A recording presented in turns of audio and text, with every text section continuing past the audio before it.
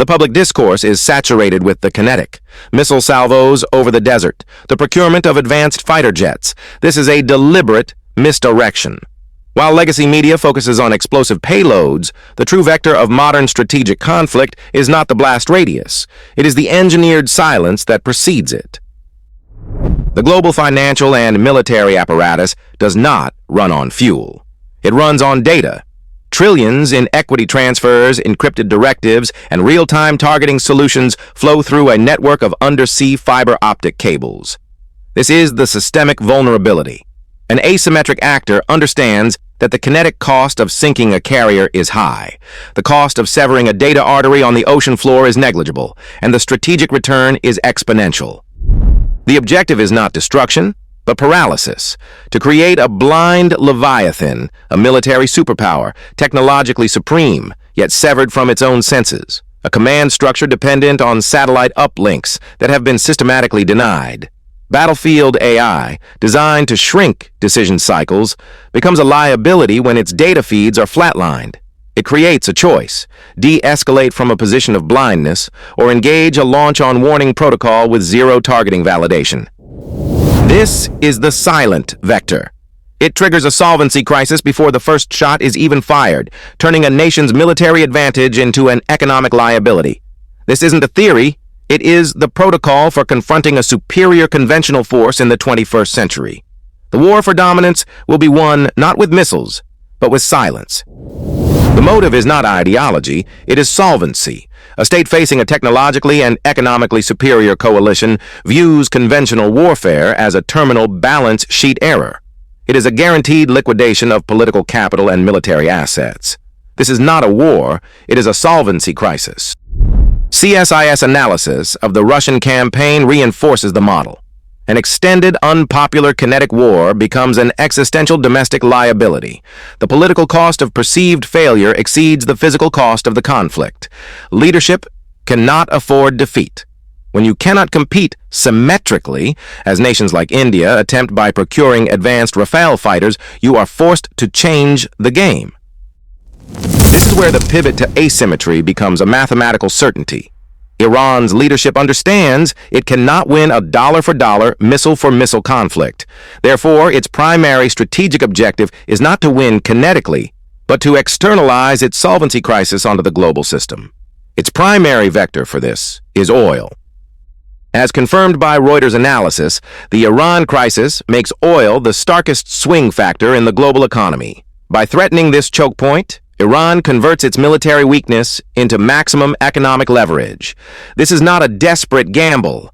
It is a calculated, cold-blooded strategy to make a regional war an unbearable global financial liability, forcing de-escalation on their terms. The introduction of battlefield AI, documented in the Ukrainian theater, only accelerates this protocol.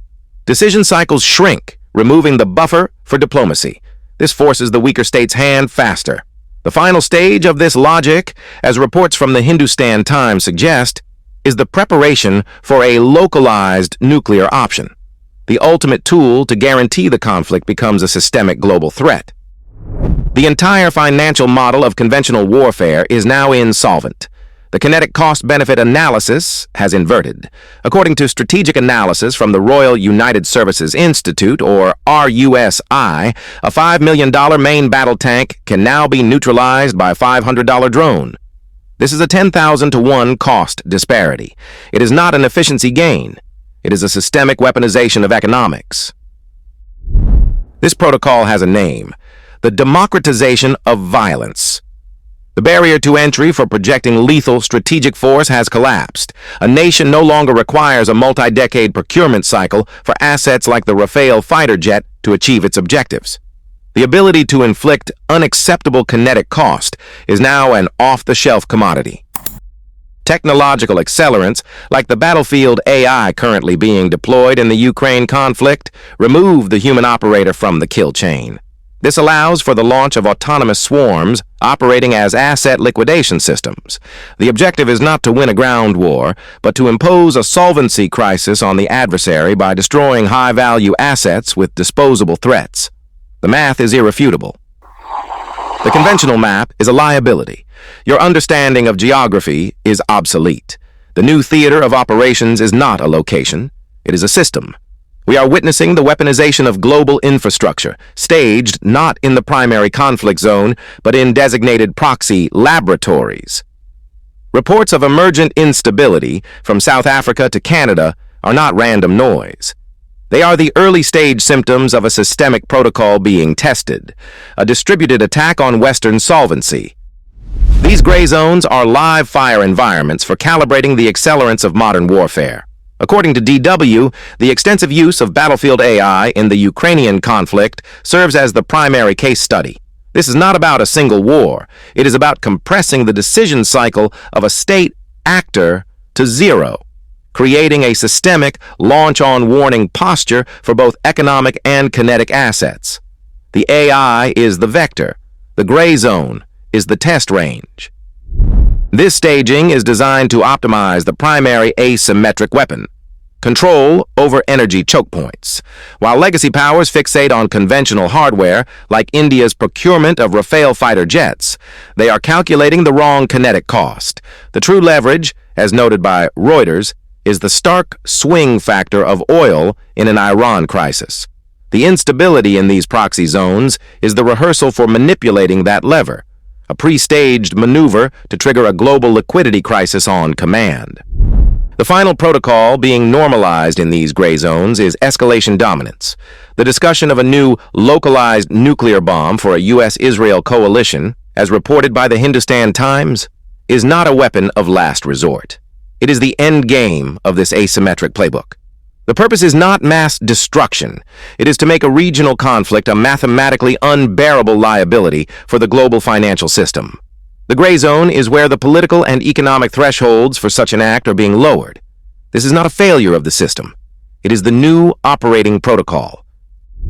The doctrine is designated launch on warning. It is not a contingency plan. It is a standing protocol. Analysis from CSIS confirms it is a state's mathematical solution to the threat of a decapitation strike.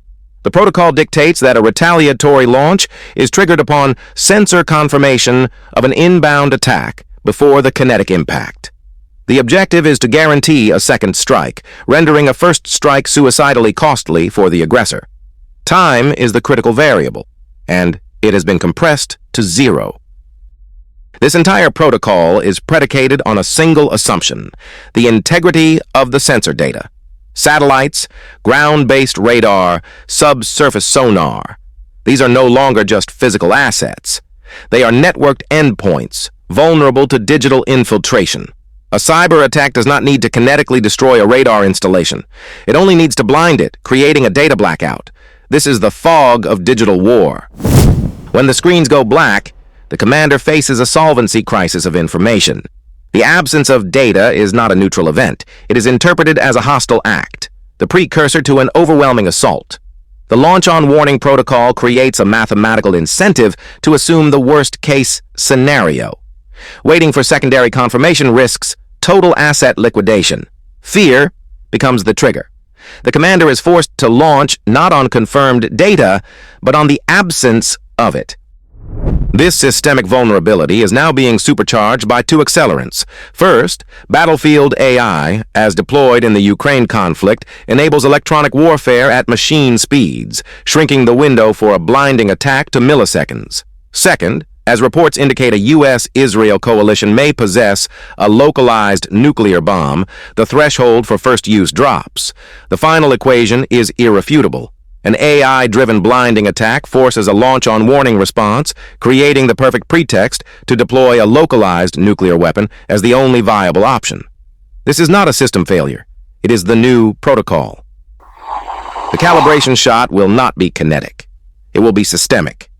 Within the next 12 months, anticipate a coordinated cyber attack targeting the terminal operating systems of the port of Jebel Ali in the UAE. The event will appear as a catastrophic software failure, but it is a strategic message. This is not a simple hack. It is a demonstration of capability, leveraging AI-driven offensive tools, as now deployed in theaters like Ukraine, to achieve an attribution-impossible result. CSIS reports confirm state actors can mask their digital fingerprints, making retaliation politically unviable. The objective is not destruction, but the injection of risk into the global energy supply chain, a direct lever on the oil price swing factor. It forces a solvency calculation in Western capitals. Is a conventional military campaign against Iran worth a permanent systemic risk premium on global logistics and liquidity? This event forces an answer before the first shot of a wider war is even fired. It is the new protocol, triggered by the adversary's own conventional and nuclear threat postures. The port will go dark to see if the global financial system blinks first.